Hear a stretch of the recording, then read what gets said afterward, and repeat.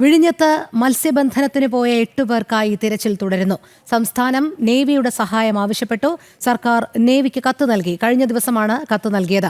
അതേസമയം ഇന്നു മുതൽ 3 ദിവസത്തേക്ക് മത്സ്യബന്ധനത്തിനായി മത്സ്യത്തൊഴിലാളികൾ പുറം കടലിലേക്ക് പോകരുതെന്ന് കാലാവസ്ഥാ വകുപ്പിന്റെ നിർദ്ദേശവും ഉണ്ട്. ശ്രീനന്ദ ചേരുന്നു കൂടുതൽ വിവരങ്ങളുമായി.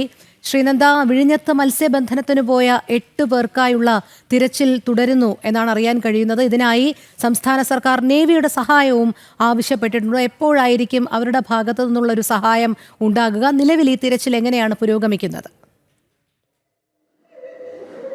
രോഹിണി, കഴിഞ്ഞ ദിവസം വിഴിഞ്ഞത്ത് നിന്ന് മത്സ്യബന്ധനത്തിന് പോയ മത്സ്യത്തൊഴിലാളികളെയാണ് കാണാതായിരിക്കുന്നത്. 8 പേരെ ഇനിയും കാണാനുണ്ട്.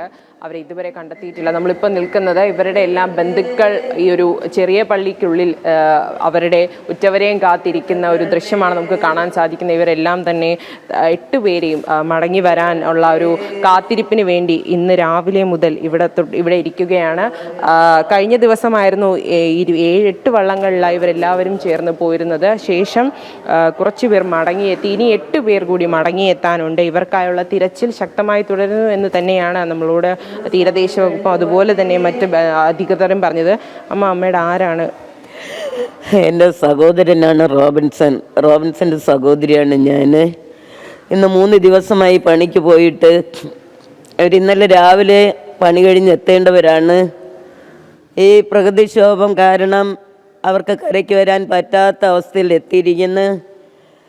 അവർ ബോട്ടുകൾ പോയിരുന്നു. ഇവിടെ നിന്ന് കാണാത്തതുകൊണ്ട് ഇവിടെ നിന്ന് 4-5 ബോട്ടും 10-25 ആൾക്കാരും കടന്നു പോയി. അവരെ അന്വേഷിച്ച് കണ്ടെത്താൻ സാധിച്ചില്ല.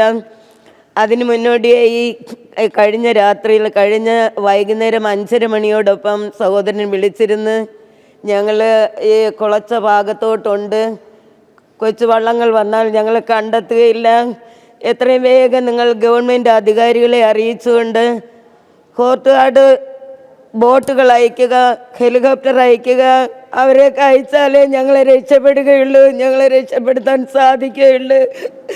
അവരെയൊക്കെ അറിയിച്ചിട്ടും യാതൊരു നിബന്ധനവും കാണുന്നില്ല. അവരെ കരയ്ക്ക് കൊണ്ടുവരുവാനും പറ്റുന്നില്ല. ഞങ്ങളിതാ ഇവിടെ അന്വേഷണത്തോട് കണ്ണീരോടായിരിക്കുന്നു. ഞങ്ങൾക്ക് കണ്ടു കിട്ടുന്നില്ല. ആയതിനാൽ സമയം കഴിയും തോറും ജീവൻ അപകടമാണ്. എത്രയും വേഗം കോസ്റ്റ് ഗാർഡ് ബോട്ടുകൾ അയക്കുകയും അതുപോലെ ഹെലികോപ്റ്ററുകൾ അയക്കുകയും ഈ 8 ജീവനെയും സംരക്ഷിച്ച് കരയ്ക്ക് കൊണ്ടുവരുവാൻ അധികാരികളുടെ കണ്ണ് തുറപ്പിക്കട്ടെ എന്ന് യാചിക്കുന്നു. അധികാരികളുടെ മനസ്സുകൾ അലിയട്ടെ എന്ന് യാചിച്ച് പ്രാർത്ഥിക്കുന്നു.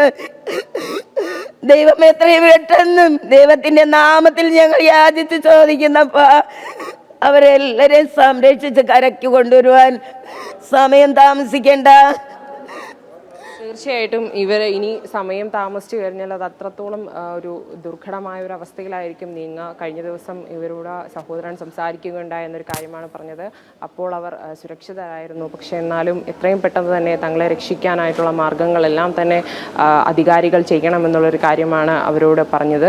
ഇപ്പോൾ ഇവരെല്ലാവരും, ഈ കുടുംബാംഗങ്ങളെല്ലാവരും തന്നെ ഇവിടെ അവരുടെ ഉറ്റവരെയും കാത്തിരിക്കുന്ന ഒരു അവസ്ഥയാണ്. അവർ പ്രാർത്ഥനയിലാണ്. സംസ്ഥാന സർക്കാർ നാവികസേനയോട് പറഞ്ഞിട്ടുണ്ടെന്നൊരു കാര്യമാണ് പറയുന്നത്. പക്ഷേ ഇതുവരെ യാതൊരുവിധ നടപടികളോ അല്ലെങ്കിൽ അതിനു വേണ്ടിയിട്ടുള്ള ഒരു തീരുമാനങ്ങളോ ഇതുവരെ എടുത്തിട്ടില്ല എന്നാണ് നമുക്കറിയാൻ സാധിക്കുന്നത്.